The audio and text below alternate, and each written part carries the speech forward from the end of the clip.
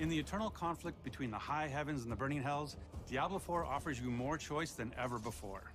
Player choice is infused into everything, from how you look, the skills you use, the loot you equip, your path through the non-linear story, to how and when you choose to explore the shared open world. We want players to play their own way and have their own choice of how they're going to build their character. Between all of our different systems, you can really create a custom character in ways that was not available in previous Diablo titles.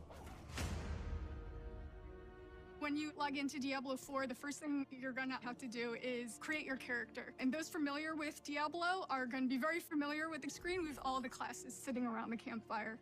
In Diablo 4, we got 5 classes. The Barbarian is your fantasy of a fierce warrior fighter. The Barbarian is the weapon master of Diablo 4, being able to pick up any weapon, jump into the fray, and do really badass stuff with it. They're very strong, they're very physical. They can take different weapons for different situations and use them to their maximum effect. The Sorcerer is really your elemental mage. You have fire, ice, lightning. You can either focus on one, or you can kind of be a jack-of-all-trades mage and use abilities from all 3. They're a little more fragile than other classes, tend to be more ranged. The Rogue, unlike the Barbarian, they are a little bit more clever. They're very fast. They have the ability to imbue their weapons with different elemental energies, and they can modify them to do different things. The Rogue has 2 different types of play styles. You have the ranged crossbow type gameplay, or you have the in-your-face daggers, poisons. You can lead the enemies into traps that have huge effects, more stealthy type gameplay. The Druid is really this shapeshifter. When you cast certain skills, you change your form, what you look like and what you can do. They can turn into werebears or werewolves. If I cast a werewolf skill, I turn into a werewolf and I do werewolf things. If I cast like Pulverize, for example, which is a werebear skill, I turn into a werebear, I slam the ground really hard. Fits the fantasy, it's pretty cool. They can also become masters of nature magic with earth and storm magic. Last but not least, we got the Necromancer. They raise armies of the dead. They have different types of minions. You've got your skeletal warriors, your skeletal mages, and then your golem. You have blood magic or bone magic that you can also take advantage of and tackle combat that way.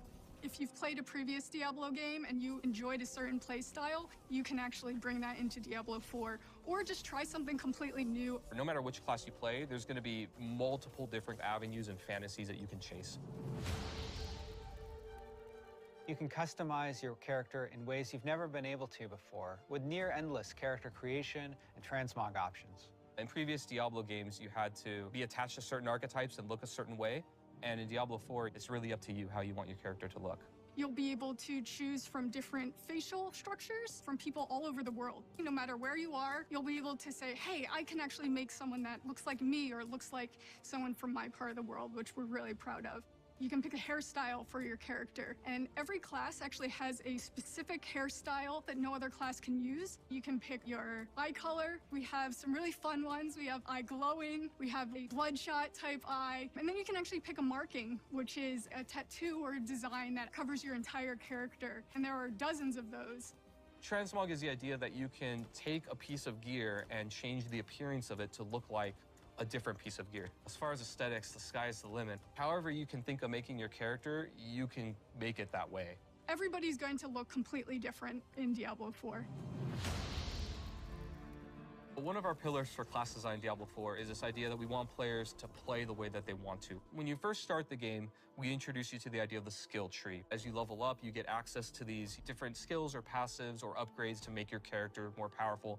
Each category has a few different skills that are all similar. They're either all defensive or all offensive, all ice or all fire. You can either focus on a very specific section, or you can pick and choose. The first skill point when you unlock a new skill is going to give you access to that skill. After that, you can put additional points into any skill that you have, and it's going to make it better, whether it increases the radius or adds some new effect or reduces the cooldown through some special way. You can actually branch out in a very different direction, even if 2 characters actually started at the same place. The Paragon board is a late game system that once you've completely filled out your skill tree, you think you have a build, it will really let you delve into the theory crafting and the depth of Diablo 4's skill system. And these boards, they can move through them spending their Paragon points, and they have nodes that give them very basic stats like intellect or dexterity. We also have more powerful nodes. We have rare nodes that have different effects where they can totally modify a skill to do something additional or different, or they can even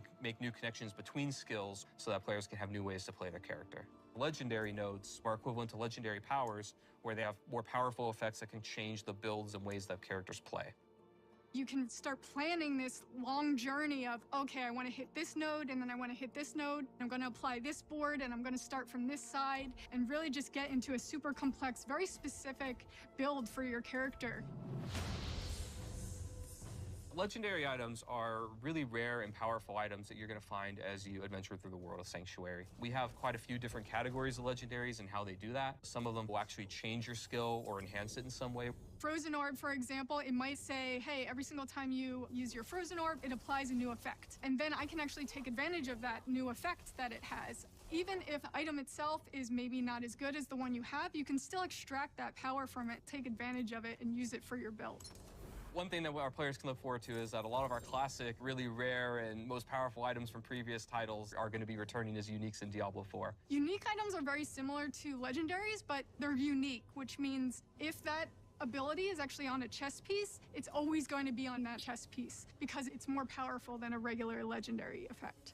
Crafting is a big part of Diablo 4. We have all kinds of different ways that you could upgrade and interact with NPCs to make your gear better. You can increase the item level or power of your gear, so you can actually get a piece of gear and just make it stronger. You can also add sockets to your gear so that you can put gems inside of it. There are a lot of different ways that players will be able to customize their experience in Diablo 4. Every single player is going to have a different experience and a different build at the end of the day. Because we have all of these different ways to make your own character, there's a lot more possibility compared to previous titles of how you want to play, how you want to build your character. We really are doubling down on this idea that you can look the way you want, you can play the way you want, you can really make your own fantasy in this game. Hell welcomes all, and so does Diablo 4. In the coming weeks, we'll be sharing even more about how to play your way. Now, our launch on June 6th is getting closer. Closer still if you got early access. And we can't wait to see you in Sanctuary. Hail Lilith, Blessed Mother.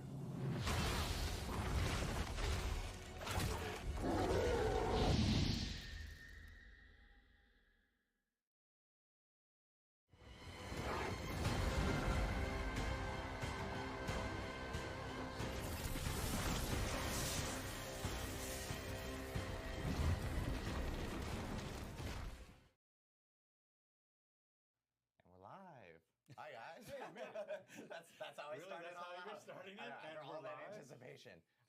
Hey guys, how's it going? My name is Adam Fletcher. I'm the community lead for Diablo, and we are here for the next Diablo 4 developer update live stream. And I'm joined by this wonderful panel of people. So you're overstating it, but I'm okay, overstating it, but yeah. Rod Ferguson, General Manager of all things Diablo. Joseph Pipora, I'm the Associate Game Director for Diablo 4. Kegan Clark, Director of Product for Diablo's live service. Awesome. Well, we have a really packed show today, and there's a lot of stuff, obviously, going on with Diablo lately. I mean, Really? I'm not sure if you've nothing heard. going on. I thought didn't you just get back from vacation? No, you didn't. Did I? No. I was in Chicago like a couple of weeks ago. Now I'm just lost all track of time. But we're only, what, 22 days. 2 weeks? 3 weeks? I think I've lost all the track launch? of time. 3 weeks till early access. 22 days. 22 days. Oh, look, we have a wonderful See, countdown there you here. go. Oh. 22 days, Yeah, 4 20 hours, 15 minutes, 43 seconds. Exactly, until the early access actually starts. So if you actually have early access with a deluxe version or ultimate version of Diablo 4, you will be able to play here in a little over 3 weeks, which is pretty insane to think about. It's wild to imagine having worked in this game for such a long time and then finally be able to see, like, we're 3 weeks away. You know, it's like it feels like, oh, we're 2 months away. We're 3 months. Constantly, it's just like, oh my God, I can't believe it's finally here. It's almost time to play Diablo 4. But you know what we could do before launch to play Diablo 4? Slay server slay. Hey, there we go. No, well, I was like, I wasn't sure if you were gonna like throw it to me a little bit more or something like that. I couldn't throw it any harder. But This isn't a bit, guys. We're just bad guys. This is live, by the way. So yeah, we actually do have our Diablo 4 Server Slam. It starts on May 12th. It goes through the 14th. It's another opportunity to play Diablo 4 before the launch of the game, which is great, and it helps us a ton. So make sure to jump in this weekend. There's a lot to do. You can actually start the early download here after this stream at noon today. So we'll actually have early download available, and players can download on Battle.net, on Xbox and PlayStation. If you already have the beta client from the prior betas that we had beforehand, those will actually just start auto-updating, and if you got rid of them, or if you want to jump in for Server Slam for the first time ever, you will have the ability to do so by downloading at noon. But it is a fresh start. So even if you have the beta client from last time and it updates, all new characters, you're starting from level 1. And there's like a bunch of different changes, right, Joe, in terms of how we think about Server Slam versus the previous betas? Yeah, that's right. So we made a number of changes. I know we talked about a few of these in our last live stream, but we've gone ahead and made some adjustments to the way the dungeon objectives are laid out. We've changed some of the dungeon flows as you're going through the maps. We have a lot more smiley faces and fewer frowny faces as you progress on through. We've done some balance updates for classes to kind of like adjust based on like data we saw as we're looking at like how players were actually playing and like kind of reviewing how things were actually working in the live game, which is really exciting. We made some adjustments to like the drop rates. Now they're more reflective of the actual base game experience when we're launching in the near future. So during the last beta, we had like an accelerated drop rate for legendary items. Now you're going to get a sense of like what's going to really feel like in those early levels of Diablo 4. To try to like fight and try to find those legendary items. Right. So actually, Server Slam will actually prove to be a little bit more challenging because the level cap is lower. It's not 25, it's 20. So you max out at 20, so you have essentially 5 less skill points to play with. And legendaries aren't going to be raining from the sky the way they were during the beta. So we have this notion of getting to level 20 to get your wolf pack, and also to try to take on a Shava. But like a Shava is going to be more challenging than last time because of that 5 less skill points and not as many legendaries. So that's going to be really interesting to see if people can get to level 20 and beat a Shava. But it's a more accurate representation. It's sort of like people talked about how does it actually feel to go from 1 to 20, and this is actually, essentially the path we're pretty close to what we're shipping with at launch. Even a new font. We didn't talk about the new font. That's true. Yeah, we definitely have also updated the font. So there's a lot. What we're really trying to say is there's a lot to look forward to as far as Server Slam, and importantly, please come check it out. It really is going to help us for launch to make sure that we get as many players as we can, stressing out the servers and making sure that we have accurately estimated everything. So we're in a really great spot. So Kagan, what class are you playing in Slam? I only ever play Rogue. I hate to be that person. You only ever play Rogue? I only play Rogue. I really like high mobility classes. So like, I want to zip around. Rogue is that. Yeah. So yeah, I got my Druid up to 25 last time, and I got a Barbarian up to 25 last time. I'm looking forward to jumping, I think, into a Necro this time. Oh, and I got my Sorceress up to 25 last time as well. Nice. But Necro this time. I wanted to hit all 5. I didn't have time to get all 5 this time. But this round, I want to try to get my my Necro up. And Adam? Ooh, I don't know. I'd probably say Necromancer this time. Yeah, I did Druid and Rogue last time, and I haven't played Necromancer since way back when, so I'm just like, okay. Yes, we have played the game before, other people. What? You have access to Diablo 4 where other people don't? Amazing, yeah. But yeah, probably Necromancer this time. I think I'm gonna go Druid just because I'm gonna Necro so hard in the main game that I don't want to I want to save that, so I'm gonna go Druid in the Slam, I think. Saying Necro is a verb, it sounds like you're talking about like a thread form somewhere. That's how you Necro. Yeah, true. God, it's all so about true. Corpse Explosion. We hear Rod talk about Necromancer all the time here. It's not my fault that it's the best class. I didn't design the game. You did. All the time. It's my fault that Necro is the best class. Listen, folks, we're playing Barbarian launch. Okay? That's the truth. Okay. No, all the classes are super fun. They all have interesting and different overpowered mechanics. That's just the way that we want to kind of go about class generation for Diablo 4. Yeah. So, and just a reminder, like I said beforehand, because we have Server Slam this weekend, and then we're a little over 3 weeks from early access. The deluxe and ultimate versions are available for pre-order for those to get early access for the 4 days or 4 to maybe 5 days, a little bit early, or depending on where you live. Well, I mean, it's still 4 days. It's like ish. If you get in a plane, though. And You're gonna And fly yeah, really you might quickly. get an extra couple. Thank you. So anyways, we do have a QR code up here, so you guys can actually go straight to the BattleNet shop, and it'll actually show you all the different versions. And one of the questions we get around that is like, because we have cross-play and cross-progression, you know, obviously you can play on console, you can play on PC, you can play with others on console or PC, and your progress carries over no matter where you are. But that's also true for things like the rewards and the incentives. So as an example, if you were to play Server Slam on Xbox as an example, or PlayStation, and you earn the rewards for the Beta Wolf Pack or the Cry of Ashava, like that stuff will carry over when you switch platforms. Same thing for the stuff when you buy the Ultimate Edition, that stuff will carry over to other platforms. And so, you know, when people are like, oh, I want to buy two versions, I'm going to buy the console version and a PC version, you can buy the Ultimate in one and the Basic in another, and share those rewards. Yeah, the only caveat though is that early access from the Ultimate version or the Deluxe version stays on the platform that you actually purchase. Yeah. So if you are wanting to play early access on PC, make sure to get the PC version, and you can buy like a PlayStation version or an Xbox version, and actually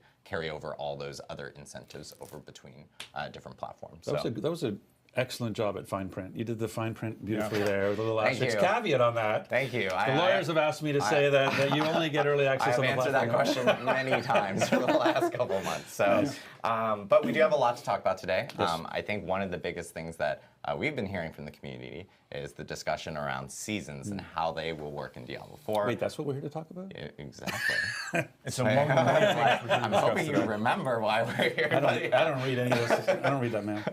But as we all know, like seasons are a big part of Diablo itself. You know, we have seasons in Diablo 2, seasons in Diablo 3. Season 4 on May 4th for Diablo 2 Resurrected. And we're still season 28 on Diablo 3. Yes. So rocking that out. So yeah, exciting. Yeah, so but seasons with Diablo 4 has been a big question because a lot of people want to know how it kind of works and like the structure of it and so forth. And thankfully, we have Joe and Kagan here to help us and talk about that. Oh, I guess Rod too. No, I'm just here. I'm just here to interrupt their flow and annoy them. That's my job. But Joe, how do seasons in Diablo 4 work? Adam Fletcher, thank you so much for asking me. I'd love to talk about this for a bit. So let's talk about seasons. All right, so we're gonna have a helpful infographic to show you in just a second, but let me talk to you about seasons as a general rule. Now, as we're thinking about Diablo 4 and the launch product of the game, we are trying to make sure that we've got a really great experience that players are going to be able to enjoy for their first, character playthrough of the campaign and have an excellent experience. Seasonal content, our post-launch content, is going to be arriving shortly after the launch of the base game. Mid to late July. Mid to late July, actually. It's good. Yeah. We haven't talked about that yet, but absolutely, it is mid to late July. You've heard it from Rod Ferguson. So that's the goal. We want to make sure that you've got enough time to play through your first character and really enjoy the campaign at your own pace and kind of explore potentially different classes as you go. So when we're thinking about seasons in Diablo 4, we start off with thinking about a theme, the seasonal content of that season. So we're going to have 4 seasons a year, 1 per quarter, and each of these are going to have a really strong theme associated with them. And this theme is going to basically inform the things we want to do with all the content within the season, with things that might be appearing in the battle pass, things in the seasonal quest line, things associated with like the new gameplay mechanics we'd be adding as part of that season. We really want to make sure these things feel like they're connected in one coherent experience for players when they log in and they play during the season. Right. Yeah. And so as part of that season, then to carry that theme forward, you're going to want to obviously have some sort of context or narrative around the season. Yes. Yes, that's absolutely right. So that leads us to the seasonal quest line. So one of the questions I see get asked either like online or occasionally we'll see in like various chat channels is just that like how are we thinking about story as a with regards to like the live service, and how are we extending the story of Diablo 4? And there's kind of like 2 approaches to the way that we're looking at things. With regards to seasons, we're not going to be using this as an opportunity to expand upon the campaign story of Diablo 4. Right. The campaign story of Diablo 4, featuring like Anarius and Lilith and the events of the Wanderer, those events are really going to be told over the course of our expansions, our post-launch expansions that we're not talking specifically about today. But that's really where the high-level narrative of Diablo 4 will continue to unfold. But that leaves our hand open to do really interesting things in seasons. So if a season is supposed to have like a theme with a gameplay mechanic and other things associated with it, it allows us to have like one really engaging seasonal quest line that manages to deliver on like a self-contained story that's going to guide the player through like, again, the mechanics and the themes of that season. So like these are still like really big events that are happening in the world of Sanctuary, where the player is going to be able to like step in the role of the Wanderer and like kind of go and help people and like and explore interesting mechanics. Right. So you're not bound. The ideas around the season are not bound by the campaign. You're basically creating quest lines in the open world that can be completely different and completely.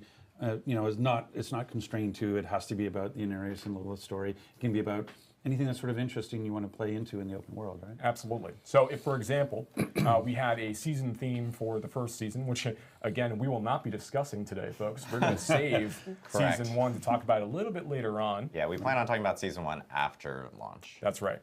But let's say, for sake of argument, that the first season was, the theme was about zombies. Which it is not. No, this is a false premise, okay? But let's just say, for sake of argument, that it was about zombies as the theme. That means that like things that would be showing up in the battle pass might be related to some like zombie stuff. The season quest line might be about like rising of zombies throughout Sanctuary. Like that, we try to make sure these things all feel connected. So season quest line, it's going to introduce new characters, like great voice acting, memorable quests and experiences will guide the player through the season. And that's the way that we're looking at things. And so then that also then, I feel like I'm doing your job actually. Am I doing your job? I apologize. No, you're doing great. Oh, thanks, Adam. You're doing amazing. Thank you for the daily affirmation. I'll I'm give just you gonna $20 leave now. later. Sorry, I'm just curious. I think like when you think about the theme, that obviously goes beyond story construct, but also goes into the mechanics, like how you think about gameplay. Yes.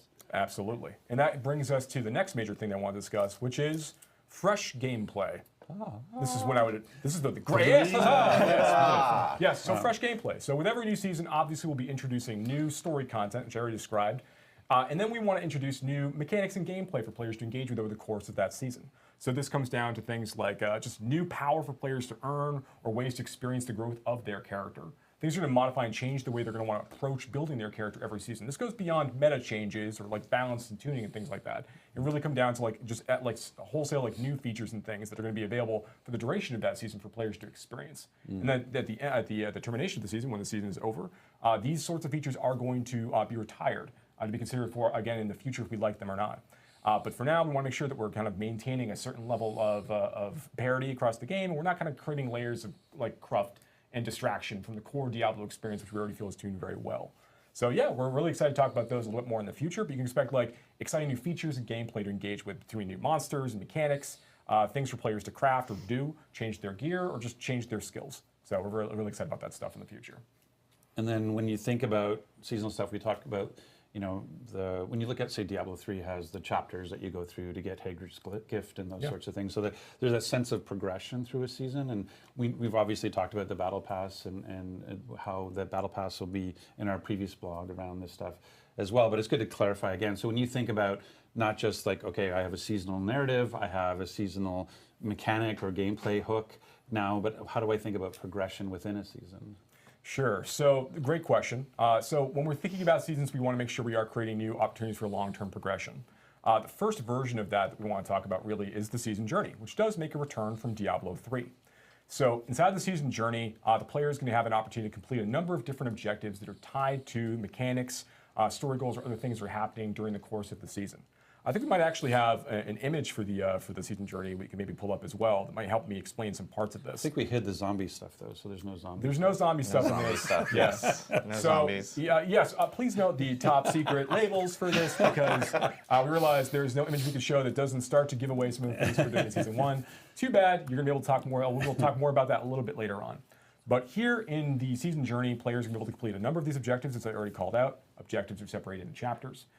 One of the big changes that we made as part of the season journey is we've ensured that now players don't need to actually complete every one of the objectives within a chapter in order to advance. They could choose to go back and still complete. So if I go ahead. Yeah, it's pretty different than if you're a player of Diablo 3 and you're going through season journey. If you remember, like going through each chapter required you to finish every single little bit of it before you could progress to another chapter. So this one obviously a little different in how you kind of approach it because you don't have to do every single thing. You can actually complete it beforehand by doing most of the objectives and kind of choosing specifically. Yeah, like if I'm not a PvP player, I don't have to do the PvP objective to progress through the journey, right? That's correct. If we have an objective that would send you to like the Fields of Hatred, you wouldn't have to go there to complete that one. You could do the other objectives associated with the season instead. Got it. So when you're going through and you're kind of completing the season journey, you're going to earn rewards for completing the objectives, and you'll also earn some big rewards at the end of each chapter, where you're going to get like packs of like crafting materials and items, and you can also unlock actual legendary aspects when going to your Codex of Power. Oh, nice. So not just earn through dungeons, you can earn through the journey. A different set of aspects, in fact, be available through the Codex of Power in this way. And some of the new legendary powers we add in every season will also be made available through this method. So you'll still be able to find them as item drops, of course, but you can start being able to experiment and play with them pretty early on through these drops. And then the last thing I think is worth talking about here is every time you complete one of these objectives, you're going to also be earning favor, which is a kind of an experience system that's used by the Battle Pass. But with that, so you get like little drops from completing the objectives, and big drops of that also from completing the chapters. But when it comes to long-term progression in the Battle Pass, like Caitlin, would you mind maybe walking us through some of how the Battle Pass works? Yeah, absolutely. So I know there's been a lot of questions about the Battle Pass, so let's talk through it today. So this is the Seasons tab, and this is going to be, the hub for all things seasons. Under that top secret label, you can see the season journey, and then at the bottom here, you can see the actual Battle Pass. And what you're seeing is a mix of the free tiers and the premium tiers of the Battle Pass. The way that you progress the Battle Pass is, like Joe mentioned, by earning favor. And there's two sources of it. You get it from the season journey, like Joe mentioned, but you also get it from leveling up and playing any seasonal character. So there's 3 levels of the Battle Pass. There's the free track, which, like the name implies, you don't have to pay for. Everybody has access to that. The premium track, which is roughly $10 US, depending on where you are in the world. And then there's the accelerated track, which is just like the premium track, but it has includes 20 tier skips. It's folks who might have gotten a late start and a special cosmetic, and that one is roughly $25 USD, depending on where you are in the world. But let's talk a little bit more about the free and premium tracks.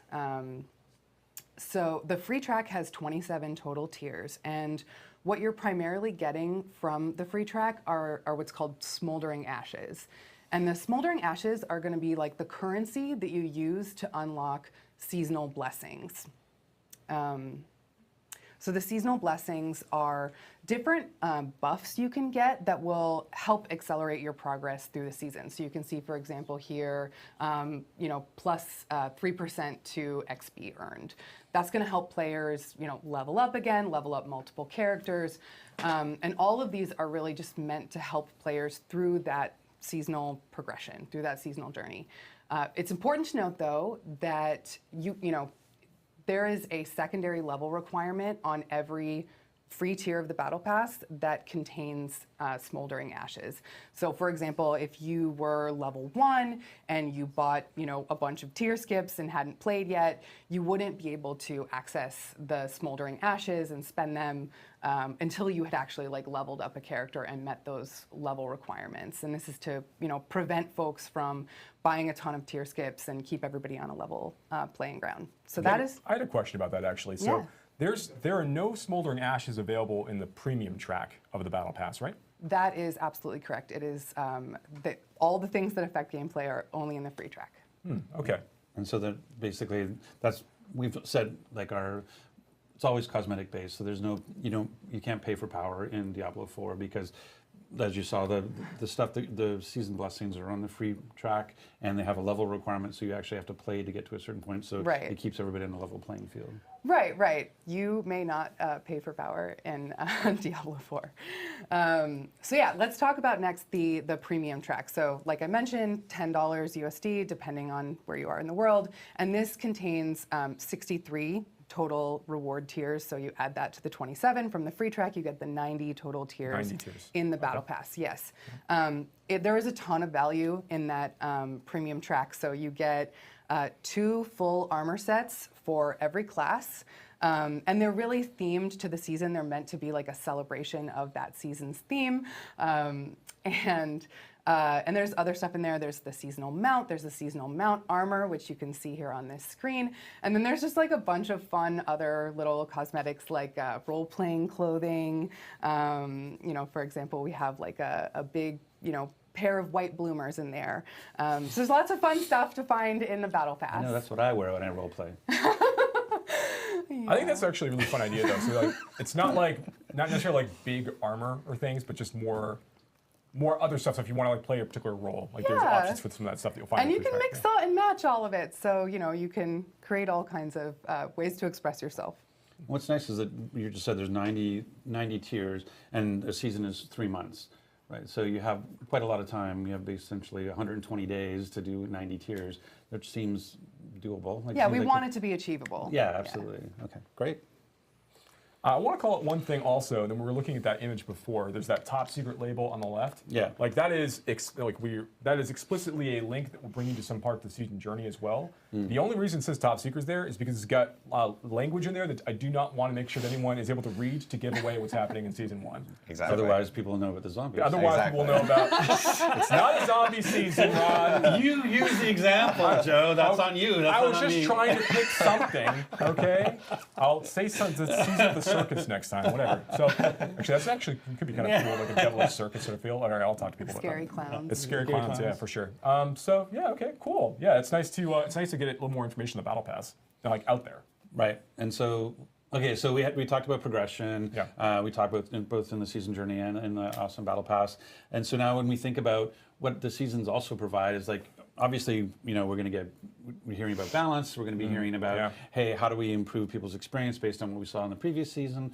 And actually, before we get into that, if I can interject, I'll steal one of your questions from Q&A. Can I do that? Go right ahead. Oh yeah, all right. So one of the things that comes up, I get a lot on my Twitter feed is around, hey, how do I think about, you know, Diablo 3 seasons. Kagan said it earlier about like your seasonal character. That notion of do I have to re-roll to get into and experience the season and experience the narrative wrapper, to experience the mechanics, to experience the progression. Basically, do I have to start a new character? Yeah. So Diablo 4 is balanced around the idea of trying to make sure that level up experience from 1 to 100 is really engaging and fun and very punchy when items drop for you. That your power progression feels a certain way as you play. So you do, as a result of that, we do balance around the idea of playing over the course of a quarter character, right? You can play a lot longer than that if you want, absolutely. Right. We want to make sure it feels really good to play inside that 9-day period. We are going to be having players like re-roll and make new characters with every new season and be able to experience the growth of their character over the course of each of those quarters. And I think you might have said it, but just because you talk really fast, I want to make sure it's really clear. How dare you?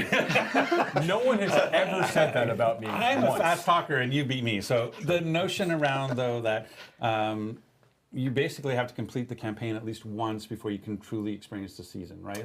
Yeah, that's true. Actually, there's a couple things that so once you unlock a couple things, you'll have them for your account from that point forward. I can just kind of maybe just throw all go right those in ahead. right now. Yeah, right? I mean, we get so many questions about it. I think it'd be good if we clear it Yeah, up. sure. So first thing is, when you complete the campaign on any character, whether you're playing in the hardcore mode of the game or the normal mode of the game, no matter what difficulty of the game that you're playing and you beat the campaign on, from that point forward, every character that you make, you're going to have the option to skip the campaign as part of playing that character. So if you play the campaign as part of the this preseason period before season 1 begins, and you finish it, when you start playing in season 1, you can choose to skip the campaign as part of your playthrough, which means you get to experience the new seasonal content right away. Otherwise, you can still choose to play through the campaign in seasons, but you'll need to finish the campaign content before the seasonal content is going to begin for you. So just things to think about as you play. So that's the first thing you get as kind of an account level unlock for your character as you play. Right. The second is when you're playing through the campaign, you're going to reach a point in the story where you're going to unlock your first horsey. And when you get your first horsey, horsies. Horsies. And once you unlock your first horsey, you're then going to have the ability to basically mount up with every one of your characters from that point forward, including characters you might have already rolled at that point. Having unlocked it once, you've got that as an account level achievement effectively for yourself. You'll be able to start future seasons even. I can just start a new character. Got to get my horsey. Level 1 after skipping the campaign or even playing through the campaign in the following season, you're gonna be able to just go ahead and mount up right away. My horsey's in my cave with me. Yeah, your horsey, yes, the horsey that died is then going to immediately revive and then you'll play with the rest of it away. Zombies. Oh my God! Spoiler. We have showed the video. People know. Okay. Honestly though, if I spoiled that moment, then I do deeply apologize, and we should put spoiler warnings on these things. I think they're taking about like zombie horses now is theme specific. I think that leans right into that seasonal theme. Yeah. Pivoting. Yeah. Yeah. Absolutely. 3 weeks before launch. Yeah, sure. Sound off in the comments if you want zombie season. Let's hear it. Okay, so that's the second thing. You'll have access to your mount that you unlock. And then the last thing is that there's as you're playing through as you probably played as part of like the open betas that we've done, and we'll see again in SummerSlam, you'll be finding these altars of Lilith throughout the world. Server Slam. What did I say? Server Slam. Okay. Server Slam. Completely a slip, everybody. It has nothing to do with SummerSlam. So yeah, during the Server Slam, wow, I really did, didn't I? So during the Server Slam, you're going to be finding altars of Lilith throughout the world. And when you collect these, you get two things. One, you're getting renown, which is going to be basically used to get a number of different, rewards for your characters on that realm from that zone. So new skill points, new healing potion charges, things like that you got a chance to see before. Right. But you also get a permanent stat boost, for all characters on your account. One of the main reasons to go after the altars. Yeah, right. But we don't want you to need to necessarily go after them every single quarter to go and collect all of these. We think it's really fun, particularly the first time, to go and find all of these things. Right. So once you get that stat boost the first time, that stat boost is going to apply to all other characters in your account from that point forward. Right. Yeah, so you don't have to get those over and over again. And when it comes to Renown, you don't need to go get every Altar of Lilith to finish off the Renown track in each one of these zones. Sure, it's like the season journey. You don't have to do everything in the Renown track to get all the Renown. You can do it. Maybe I want to do, maybe Strongholds are my favorite feature, so I can lean into Strongholds or whatever. So, but what you're saying is, hey, I played the campaign, I found all these Altars of Lilith the first time, and now when we go into a season, they are hidden again, but I still keep all the buffs I got the first time, all the things that are permanent, like the +2 intelligence, +2, God knows I need +2 intelligence, and +2 strength and what have you. But the idea of going and finding an altar to add more renown to the pool to progress, I could still do that. Like Absolutely. I can still go find them if I want to. Yeah, and you get a little bit of experience for doing it as well. So yeah, they're still kind of fun to stumble across as part of your regular play experience within a season. You just don't have to get them all again if you don't want to. There's other things you can do instead. Okay, so I think we covered what sticks around. That's right. So that's great. But like the entries in your Codex of Power are going to reset, so you're going to have to go find those aspects again. Go to the dungeons. Yeah, go do the dungeons again. So yeah, those are the things you're going to reset. Yep. Great. Okay, so that definitely great long-term. That was really on topic, actually, in terms of long-term progression, because it actually is long-term progression. Yeah, by the letter of the law, it's long-term progression. So yeah, Rod's 100% correct. Thank you. But when you think about what else the seasons provide an opportunity for, like you talked about, like all these things. Okay, we have a new quest line, we have new mechanics, we have all this progression, but it's also an opportunity to kind of react to player feedback and also what you're seeing in terms of the data coming in terms of balance or things that maybe we need to smooth out and sand down. Yeah, absolutely. So we know that operating a live service game with Diablo 4 after the game launches and seasons come out, that is going to be basically it's the best versions of this are always a conversation with the player base as we play and a conversation with the community as we play. So as we're going to be receiving feedback and we're seeing how certain features and content is performing, that gives us opportunities to sort of like respond to that feedback and react to it with updates to the game. Now, things take lead time, so if we see immediately after launch that there's something that we could maybe make an improvement on, it's tough to like immediately and very quickly turn around like big changes. But we want to make sure that we are carefully iterating to make Diablo 4 the best version of itself that it can be as we go.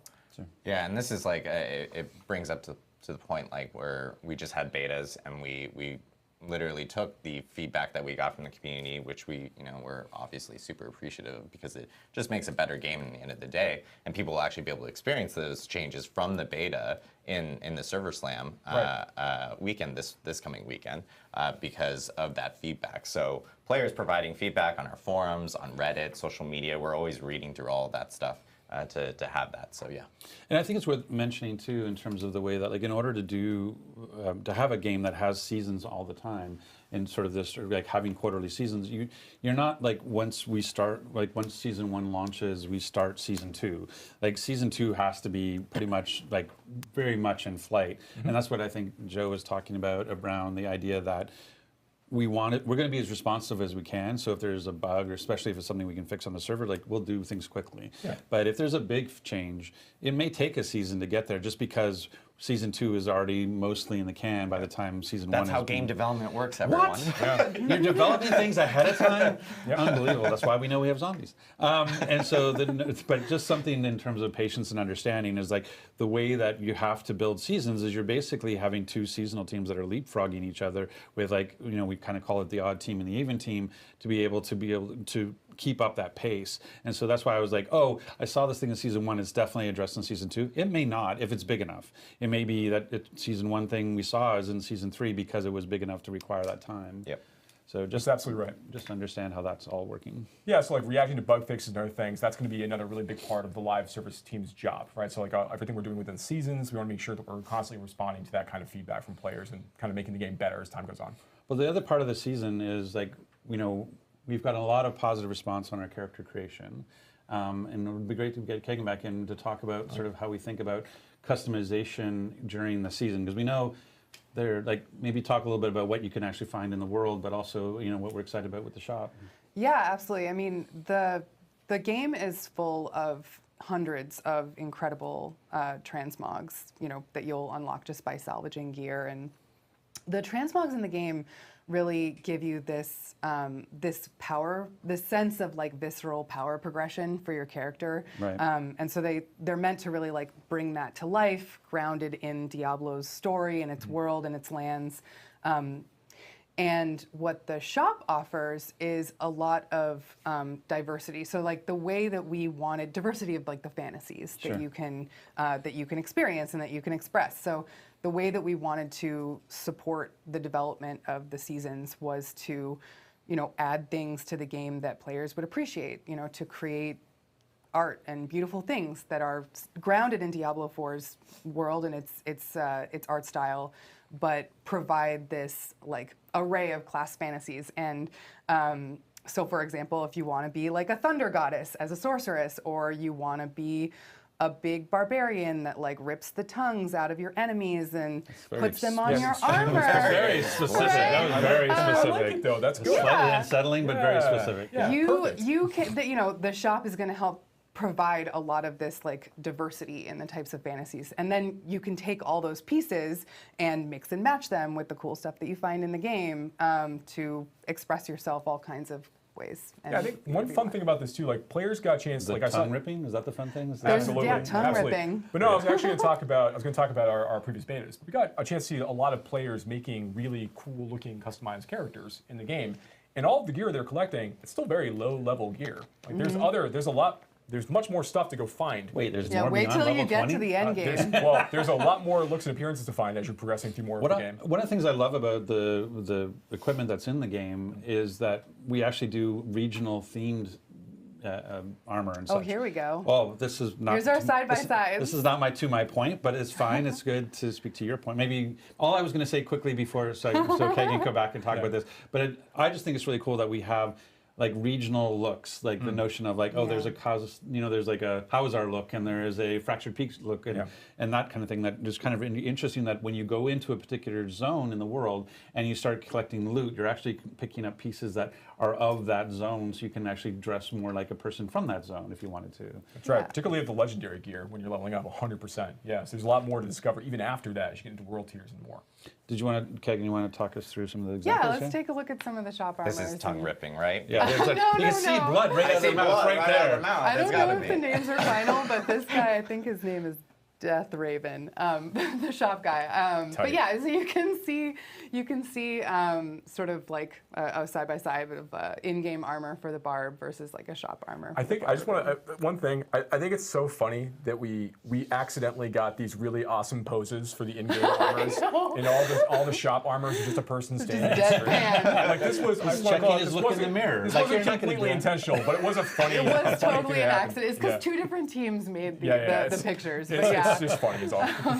But yeah, let's look through some of the other side by sides. Again, She's very excited to have found the armor. Like, oh, I'm here. And then we have one of my favorites from the shop there. Oh yes, and this is Rogue side by side, so you can see. I think the shop Rogue here is called Deathwalker. So keep an eye out for tons of really cool, diverse fantasies in the shop. I love the tassets on the in-game armor, and I love the pauldrons on the shop armor. You used the word so cool. tacet. I didn't. There's honestly like I've been in fancy games the for a long time. MTX is focused on collection, right? Like it's not like we're trying to like put only the cool stuff in one channel or the other. There's awesome stuff to collect from the game and the shop. And like you said earlier, like you can mix and match, create your own fantasy, which is really cool. See, now we're talking my language with the Necro. But like, for example, if I really like the in-game look, but I want that the shop helmet, like when I buy that armor set, I can take that helmet and apply it to my in-game if I wanted to, yes? That's right, and you can dye everything. Oh, in the So, wardrobe, like, I can actually recolor everything too. yeah, you can dye everything from the shop and in the game. I think there are 8 colors in the dye palette, so yeah. Yeah, if you haven't had a chance to check that out during Server Slam, you should make sure that you get a chance to play with the wardrobe and try dyeing some gear. Yep. Yeah. So that's customization. And then one more thing is related to customization, not tied to appearances and looks, which I think we already have a good coverage on. But we'll be adding new like legendary powers, like I called out before, and also new unique items with every new season. Make sure there's like new builds and ways to kind of like create customized characters. And those will stay. Those aren't seasonal. Those will be going to the Eternal Realm as well as the Seasonal Realm, and they're going to be evergreen. They're going to be there after the season is over, which continuing to add to the pool. And so speaking of evergreen, like that's true. Like there's potential to add side quests and things like that. Like there's ways to continue to enrich the open world through seasons that will actually stay as people sort of move from the season into the Eternal Realm or to the next season. Yes. Yep, 100%. We are going to be looking for those opportunities to kind of continue to add to the world of Diablo 4 and continue to build out Sanctuary. These are things that we're really excited about as a team. And we never actually, I think that maybe that might have been the first time someone's mentioned the Eternal Realm, but like that is the intention, much like Diablo 3, that a seasonal character will, be in the season playing everything that we've been talking about so far, and then when that season ends, that character will then move to the Eternal Realm where it will live on, and you can choose to play there, or you can choose for the next season roll a new seasonal character and go again. Yeah, that's absolutely right. So the characters will get merged down in the Eternal Realm at the end of the season, giving you an opportunity to take some of the stuff that they collected over that period of time, and then build a new character as part of the next season. Yeah, there's no reason to feel like to shy away from starting a new character on the season because you will retain all of that progress. Absolutely. But, yeah. Okay, cool. And so what about when we think about when I play the main game outside of a season, we know we have capstone dungeons to be able to change my difficulty tier. We know that at the end there's some mysterious level 100 boss that I want to try to get max out and prove I can beat this level 100 boss at level cap. Like, are there other things within seasons that are kind of like that, or how do I think about that sort of notion about like this sort of looking to the horizon of what I want to do? Well, once again, Rod Ferguson, I couldn't ask for a better tee up in this case. Let's discuss the idea of aspirational challenges. So with every season, we want to continue to build upon the end game and the goals that players are going to have for themselves with every season of Diablo 4. And we've got some particularly big ideas as we go through the first couple of seasons when the game launches. So with every season, but we do want to continue to add these really, really pinnacle challenges for players to go and engage with. Pickle challenges? Pinnacle challenges. I think you said, I honestly heard we all heard pickle zombies challenges. and pickles is, Yeah. All right, okay, well, fair enough. All right, so Throw maybe in some mayo in there. at It's a SummerSlam. sandwich. With this is the level of respect that Joseph Pipeline, Associate Game Director, gets on Diablo 4. I'm looking forward to the pickle challenges, all I'm saying. Yeah, same. Okay, so basically, we want to make sure that we've got these new big challenges for players to go and engage with every time we release a season. And as we go, we'll continue to add more depth to this. But one thing we want to be very careful about is we're not looking to just sort of like arbitrarily continue to make the game longer and longer and longer and longer to play. Right. That's not the goal. Again, we are balanced around hitting level 100, earning your Paragon points, getting all of your legendary unique items. That's the real focus of power progression for the player. We want to provide new and distinct opportunities for players to kind of express that power and new goals to chase over the course of the season, without necessarily making like just more stuff that you have to go through in order to play the game. So yeah, things we're very excited about. New bosses, new major encounters, new dungeons, new things. And then as we see how players are reacting to the game as it is, we'll continue to build in that direction as well. Yeah, and I think it's really interesting when we talked about like side quests and things like that. It's also true kind of for the end game is that we may use seasons to experiment with new in-game features, and then if it's working really well, we might decide to keep it. If it's not working quite so well, we may have it leave with the season, and then maybe bring it back later. And what I like about the kind of quarterly seasonal flow we have going is that it allows us to experiment a little bit and see what works and what doesn't. And if it doesn't work, we know it's only there for 3 months. If it does work, hey, maybe we should have it stick around. So it's a great opportunity to try stuff out. Absolutely, particularly as it relates to content too. So like just being able to bring in like these really tough encounters and different bosses and things of that nature. And then these mechanical features, as we see how they perform and we see how players react to them, we may or may not decide to keep them on, to your point. And if they're particularly popular, we decide to keep them in. Awesome. We want to hear from players about what's working, what they're enjoying, and also, what kinds of fantasies they want us to make in the shop. So let us know anything that you want, gameplay or from the shop and battle. Yeah, it's like I said earlier, this is ultimately going to be a conversation. And as we see how players are actually playing Diablo 4, that's going to help us, advise us on how we want to build Diablo 4. Corpse exploding necro look. I'm looking for a corpse exploding necro I look. think we got you covered. Oh, okay. You're going to have to stay tuned for a future season. Okay, good to know. And I will say, like, I know we glossed over it really quickly, but we were talking about like meta changes and things like that, and like balancing and whatnot. That is included in the feedback. That is incredibly important for hearing from players related to that. Yeah, I don't want to skip over that either. Thank you, Adam, for calling that out. So, if Diablo 4 is a game about choice, we want to make sure that we don't allow balance issues persist so long that they start to kind of interrupt or disrupt that choice that we're trying to provide for players. We don't want like any one particular build to feel so powerful that there's not a reason to play other builds within a season. So we want to make adjustments to make sure that like player builds that might not be seeing as much play and get buffed and adjusted appropriately to make sure that they do see more use as time goes on. That is important to us. We will be making those changes on a regular basis. Yeah, we don't want one way to play. We want every class and to have builds that all are equally as effective in terms of being successful. We don't want to be like, only Whirlwind Barbarians can succeed, so only everybody's playing. Yeah, that's the ideal. The reality is that every season will be like something that's a little bit more powerful than something else. Sure. We just want to make sure that the distinction, the divide there is not so great that it feels like you're making the wrong choice mathematically to ever play anything beyond whatever's considered meta for that moment. Right. Well, it's not like RPG players are min-maxers at all. They never try to do the most with the least ever. No. Joe, like, dead man. I'm not signing up for that. I think in the spirit of managing expectations and ripping band-aids off, I do think there's something we haven't talked about that we should at least say, knowing that we haven't talked about, which is leaderboards. I think the notion that I think people with Diablo 3 and even like D2R as an example, the main thing about a D2R season is a leaderboard. And so just saying that in the early seasons, at least for season 1 and 2, there will not be a leaderboard. And that is something, again, as I said, a lot of stuff's already in flight. We understand the importance of leaderboards. We understand people wanting to be competitive in their PvE play, competitive in their build play, be able to show their mastery of certain things. And so it's definitely on our backlog that is a thing we're working towards, to provide the player community with leaderboards as we move forward through seasons, but it's not something you're going to see in season 1 and potentially not in season 2. Again, I'm just managing expectations, so you're not yelling at me on Twitter after. We hear you. We know we want it. We're working on it. It's just not going to be there at launch or season 1 and 2. Yep. That's right. So we're going to take the time to do them right. We'll bring them on as long as soon as we can. Awesome. Well, I know we have a lot of questions here, and we've been collecting questions through chat and so forth like that. So I did want to go into at least a little bit of Q&A from people in chat. So if you guys have questions, feel free to throw them in chat, and we'll try to answer as many as possible. But I know we did touch on this really quickly as we're collecting these questions right now. But when will season 1 launch? Mid-July, mid to late July. Mid to late July. So, I mean, the reason around the timing is twofold. One is we want to make sure that we will launch this season, we launch it into the best state the game can be in to accept that season. We don't, there's a launch of a game of this scale, there can always be some things that we have to work through and settle in. But two is just, again, as Joe talked about, you need to be able to get through the campaign before you start the season. So by having enough time in what we call the preseason, and so in the preseason, Kagan, no battle pass because it's a preseason, but there will be basically a sort of a reduced scope shop, yes? Yeah, there'll be some things you can buy. You can sort of get a sense of what we have. There's, armor sets, mounts, and mount armors, and then there's some other cool things like emotes and headstones. So like if you die on the field of battle, you can leave behind a monument that is special.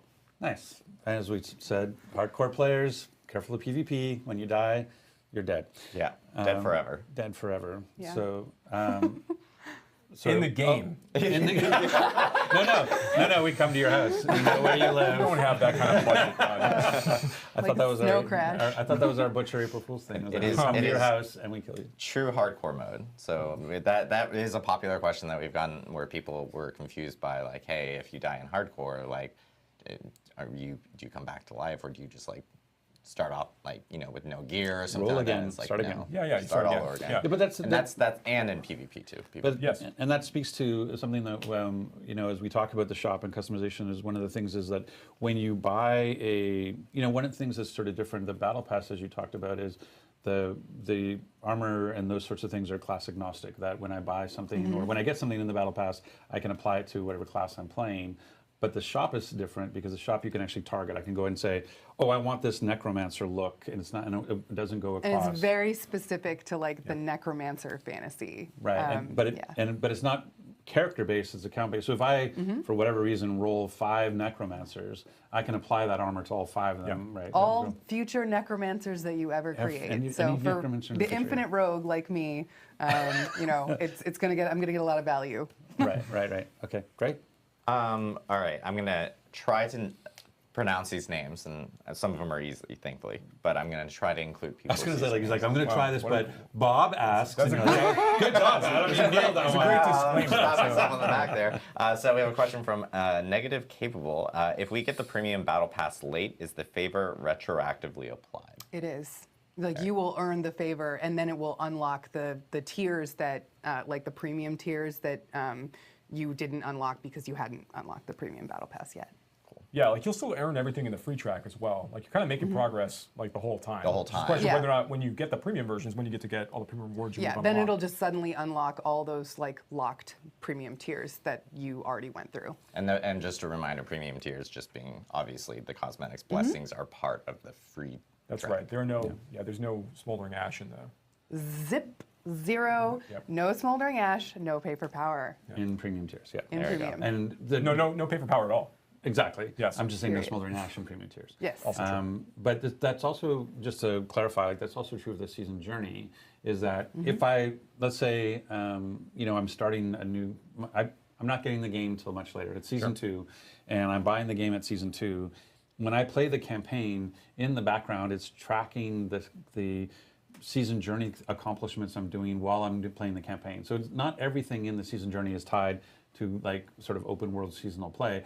It's also some things can be accomplished by playing the campaign. And so when I finish and I go into the seasons, all of a sudden, ding, ding, ding, ding, ding, a bunch of stuff in the season journey will complete. Yes? Yeah, that's the expectations. You'll be able to move through that season journey a little more quickly if you start in the campaign. You might not be able to like finish every chapter as you go because there's going to be some things you have to kind of like participate in the season quest line or the season mechanics in order to be able to really get. But you will be making progress the entire time. But I don't think your hypothetical case is likely to happen because obviously everybody is going to buy Diablo 4 on or before launch. Right. So yeah. It's a good call. Question from. QR code right here. QR code. If you would like to. I did not see that when I said that. Now I'm even happier. Question from Juck Lax. Around what level will you end up getting to the mount specifically? The problem wasn't the name, it was the Yeah, question it was the itself. question itself. I'm just trying to like correct. It's just, I think that is around level 30-ish. Yeah. Yeah, it's around level 30-ish. it depends. Like It really depends does. on- one of depends these- on where every you one of are. these questions True. is going to be depending on how you play. Yeah. Are you Yeah. open world playing and you're driving up your level before you do the golden path on Yep. the campaign? Like basically the horsey, Yeah. as you and pony, we use different names for these. But the mount is unlocked as part of your campaign progression. Right. So you have to play the campaign at some point to unlock the mount. If you decide I'm not touching the campaign, I'm going to get to level 100 just in the open world, you will not unlock that horse. That's completely true. Yeah. Question from Tatu. Are you going to move the altars each season so they're in different locations every single season? Right now, the plan is not to move them every season. That's something we've discussed as a team. We'll see what the feedback is like, but right now we don't want you to have to rediscover the locations every time if you're looking for them, but we'll see how things adjust as we play. Awesome. Not hard for us to do. Yep. And just to mess with you, we might anyway. So just like- Maybe now I will. yeah, exactly. Question from Slimy Saul. People need we need more self-esteem in our community. I'm just telling you right now. What about seasonal cosmetics? Are they account bound? They are. So like if you unlock I assume you're talking about the shop and battle pass cosmetics? Yeah. Yeah. So if you unlock a armor for your barbarian, all future barbarians that you ever make, and on the Eternal Realm, on the Seasonal Realm, it's usable on all of them. Cool. Kiddo asks, Okay. do ashes transfer over from previous seasons? No. So with every new season, you'll be resetting and starting to go through your ash collection once again. It's also like one of the things maybe we didn't call it, but like the season, because there's season blessings, there was actually one that was top secret. So there'll be blessings. Those blessings we'll be playing with those. So yeah. There'll be season specific blessings, and we may mess with what blessings are working or not. Again, it's part of the quality of life. Where we go like, hey, we see this as an issue, or this is not working the way, or we see another opportunity. So this is another place we can play every season. Question from Infernal Odin. Do you need to have the premium battle pass for the blessings? You do not. Yeah, you don't. That's why the ashes are on the free track itself. So, and you need the ashes for the blessings themselves. And it's, again, there's two conditions. You have to have the favor to get to those free tiers, and you need to have the level requirement so that you, again, so everybody's at the same place kind of from a play perspective. So there's no way to accelerate that and that you're somehow using tier skips to pay for power. You're not. It's because it's on the free track, and you have to have a certain level requirement to be able to unlock that ash to be able to use in the blessing. Oh, this is a long name. I'm not going to try. Is every season to level 100? Oh, I thought that was their name. Oh, that is all. There's a question from is every season. I'm like, wow, that is a long name. Every season to level 100. I mean, the season is till to the point where the player decides they've hit all the goals they have for themselves. Till you cry, each season. uncle. But I mean, you are going to start level 1, and you are going to play level 100. You know, if you choose to, with every season. Sure. But it's up for a player to choose what goals they want to really go after. Question from Wittels. Will shop items stay in the shop, or will there be limited cosmetics too? Oh, that is a great question. Sorry. So when items, the shop is actually personalized. There's limited shelf space in there. So, you'll see a set of items in the shop, and then they'll swap out periodically. So in preseason, once a week on Tuesdays, some new things will come into the shop, some old things will come out of the shop. But when things leave, they're not like put into a vault. They will come back into the shop fairly frequently. Yeah. And that's the personalized, we actually have a thing like recommended for you, which is one of the things that's really interesting is like when something leaves the shop, it actually goes into a pool of things that can be recommended. So if someone like Kagan, who's constantly playing Rogue, or somebody like me who's constantly playing Necro, they'll actually say like, hey, you seem to be playing a lot of Rogue. Here's some Rogue things that may either be new or something you may have missed previously, or hey, there's some Necro stuff. And so it's one of the things that's really nice about the shop is it has a little bit of that, intelligence, and then that has a sort of recommendation engine where it can go and say like, hey, I noticed these you seem to be really interested in blood-looking things. Here's a new blood-looking thing, that kind of stuff. So I think it'll be a nice way to keep the shop fresh and interesting and actually tailored to the person. So just to be like, so in the recommend for you, like Kagan's thing, her shop may look different with Rogue, as mine would be filled with Necros potentially. I mean, there'll be. You'll get a mix, right, but like we want to make sure that the shop is serving you things that are actually interesting to you, and that we're not like forcing you to scroll through lots and lots of pages to find the exact thing you want. So, but to answer the question, no, when things leave the shop, they are not gone for good. They will rotate back in, and the shop is trying to show you things that you want to buy. Yeah. Right, but there are like, it's not just that section where things are being recommended. You also have class-specific areas. So even if I'm playing Necro all the time, but I'm really curious, I'm about to go play a Rogue, I want to go look at the Rogue, that stuff's all there too. It's not like I'm only limited to the stuff that it's recommending. I can go browse the shop as well on other classes and such, right? That's right. Yep. Do you lose all season progress when a hardcore character dies? So the things you complete in the season journey are all account bound, so you won't lose that progress. But the things that you collect on your character, that stuff's going to go away. Yeah. So if you happen to find like really good gear or something, you're wearing it there, gone, just gone. Right. But the chapters you've unlocked or the favor you've earned. Yeah, that's a That all stays. absolutely true. Yep. Yeah, that is true. Yep. And then this is actually something that we should clarify here because someone Tesday was asking. I'm missing something, or Ashes. Is it still a pay-to-win mechanic since you can advance 20 levels on the pass by paying?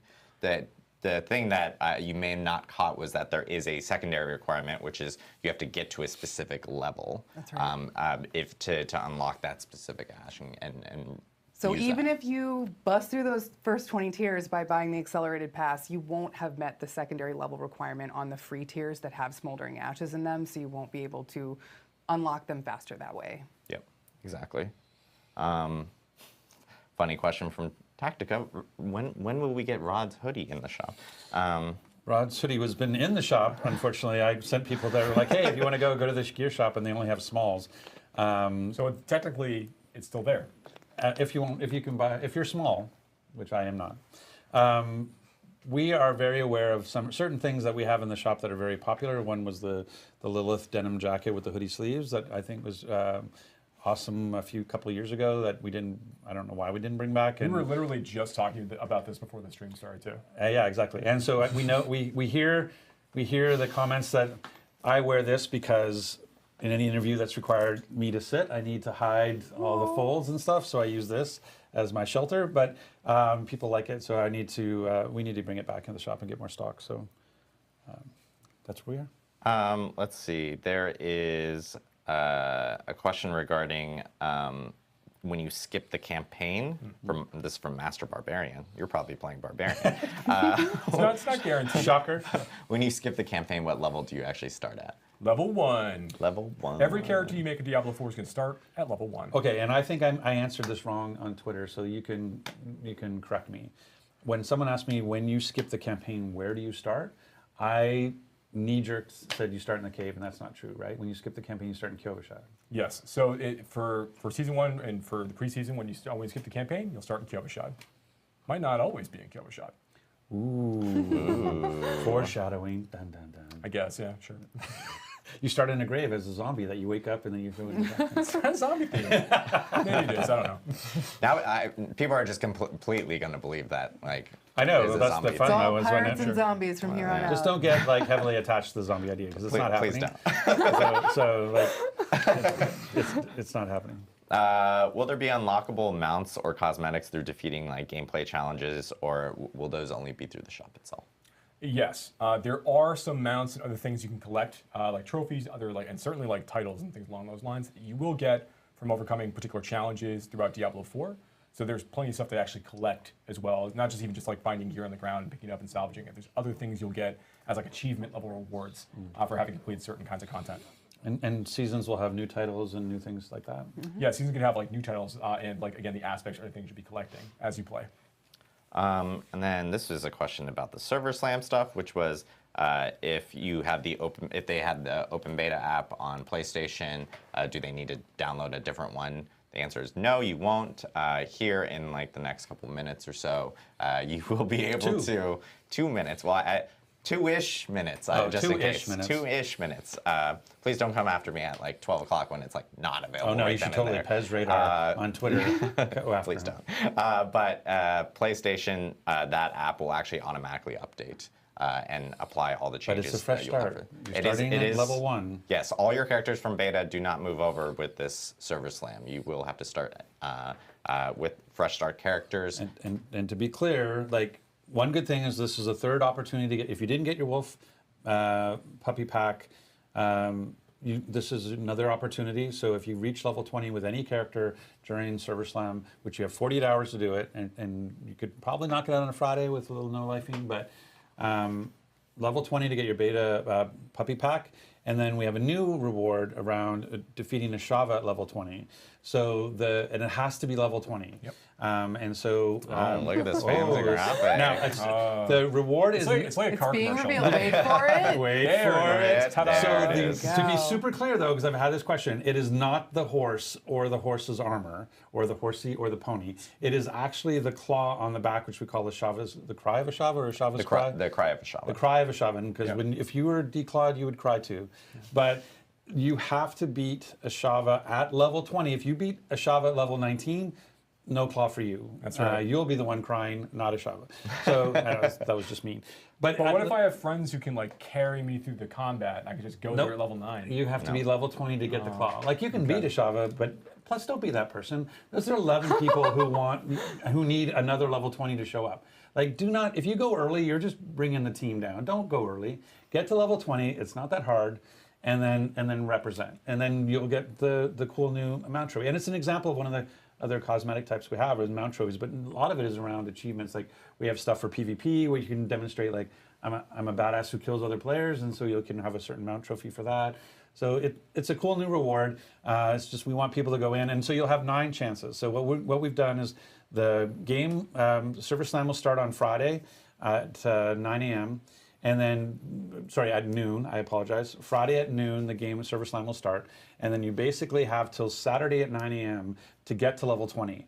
And then at 9 a.m., we start Ashava every 3 hours. So based on that, you'll have 9 chances to kill Ashava. So those are your windows of opportunity. So highly recommend you spend Friday getting to 20 and then Saturday trying to kill Ashava. And please get to 20 before, don't be that person. Don't there's a lot of time to get to 20 and a lot more opportunities now compared to even the beta where Ashava only spawned 4 times that whole entire weekend. Right. Now you have a lot more opportunities to actually take down Ashava. It is more of a challenge, as we said before. Fewer legendaries, lower level cap. Yep, it absolutely can be done on both world tiers, but if you're having a difficult time with a particular attempt, don't be afraid to step down to adventurer tier. No shame. Make it a little bit easier for yourself, potentially. None at all. One last question before we will wrap up, because this gives an opportunity for people to start downloading Server Slam, which is when you spend Smoldering Ash, can you re-roll that Smoldering Ash onto different blessings and so forth? Like, can you unspend it? Can you unspend it and put it on other blessings? Honestly, I'll have to follow up with design. I will follow up on that. Oh, there we go. And I will provide an answer on that. You stumped us. Yeah, we've been stumped. We've been stumped. Just a reminder, Server Slam downloads will be starting here momentarily. It should have already started 2 minutes ago. Yeah, what are you doing? So you should be able to grab it from the BattleNet client, from PlayStation, Xbox as well. And if you already have the beta clients, those will start to update automatically, so you'll be prepared for this weekend. Provide feedback on our forums. You can see all the amazing rewards here and so forth for Server Slam this weekend. Provide all your feedback on the forums. We'll be reading forums, Reddit, social media, and so forth. Yeah, I think we should also... oh, the puppy. I've got to play this time. I was working last time. I didn't get the puppy, so... You didn't hit 20 last time? I didn't. I was working. I couldn't play. Awesome. I mean, I think, to be clear, too, I just want to, again, as we talk about the realities of development, I feel like the team did an amazing job responding to the feedback on the open beta and being able to make all the changes that made for the dungeon and the font and all the stuff, all the great feedback we had. And we still want that same feedback coming off Server Slam, but please recognize the game went gold a little while ago. We are 22 days away from launch, so our ability to respond in a really big way to feedback is going to be somewhat limited as we're kind of coming into land this airplane, if you will. So we're doing our best, and we're going to respond as best we can. But just in terms of the scope of changes, we were able to do a lot coming off open beta, probably less off Server Slam. This is really meant to be, hey, we're getting ready to go live. We want to make sure our servers are ready for that. And so this is what this is about. We still want your feedback. I'm just saying, manage expectations. You may see the results of that feedback more towards season 1 or such. So just something to be aware of. Yeah, so lots coming up here this weekend, and lots coming up before launch as well for Diablo 4. We're obviously really excited. This is actually, I will note, this is our last developer update live stream. One tier. Before launch. We will continue these post-launch. Even if it's just you by yourself, we're talking. Yeah, I will just jump on a camera and deadpan for 1 hour. Walking over to Starbucks on your phone. Yeah. I imagine we'll be talking a great deal. Yes. We've already spoken quite a great deal. And there's more. There's plenty more where I that haven't came even from. said a fraction of what I could say. I mean, that's what it is to be paid by the word. Yep, it's true. And just another reminder that all the topics that we discussed today regarding seasons, battle pass, and shop, and so forth, those are actually going to be available on Diablo4.com. We'll have a blog up immediately after this stream, so people can actually take a look there and get more information or read more information if you happen to just jump in halfway through or something like that. Yeah. Or we spoke too fast. Or yeah. And you want to read it at your own pace, then that's a good place to go to do that. Side-eyeing Joe the whole time. I appreciate you, Joe.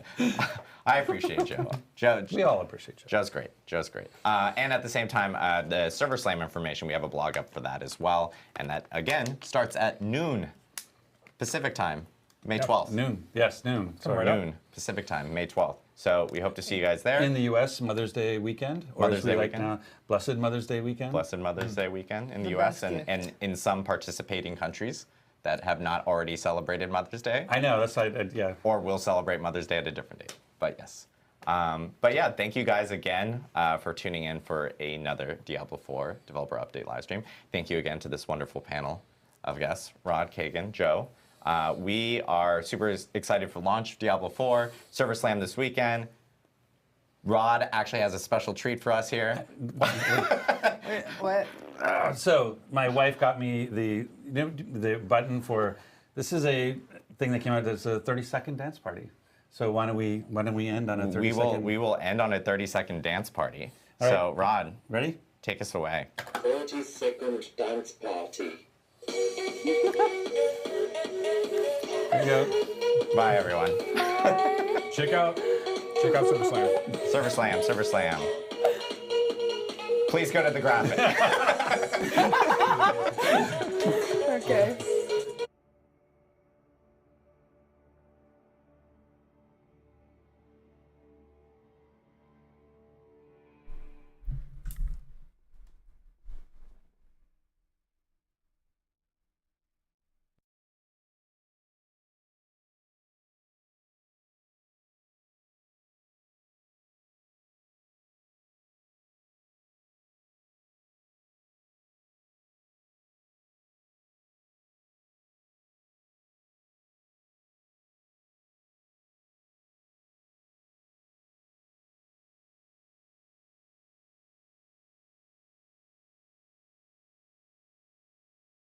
Save and earn cashback on every...